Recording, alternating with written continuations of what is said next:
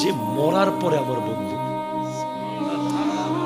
যে জীবিত অবস্থায় আমার বন্ধু, সেখানে বিন্দু পরিমাণ স্বার্থ থাকার সুযোগ থাকে, কিন্তু আমার লাশটা যখন জমিনে শুয়ে যায়, এরপরে যে আমার লাশের পাশে পাশে ঘুরে, যে আমার জন্য কবরটা করে, যে আমার জন্য বাঁশগুলো কাটে, যে আমার জন্য বেড়াগুলো বানায়, যে আমার কাফনের কাপড় কিনে আনে, যে আমাকে সাবান দিয়ে গোসল করায়, যে আমার কাফনটা বাঁধে, যে আমাকে খাটটা কোলে নিয়ে কাঁধে নিয়ে যায়, যে আমাকে আস্তে করে কবরে নামায়,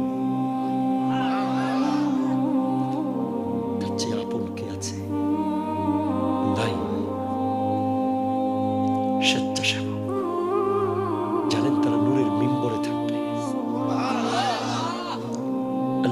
المتحابون لجلالي حديث قدسي لهم منابر من نور يغبطهم النبيون والشهداء।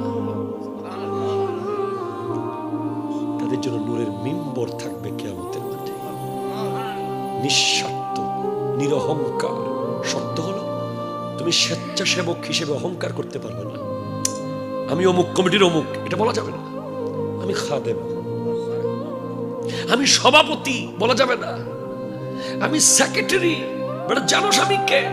না, আমি খাদেম, আমি খাদেম।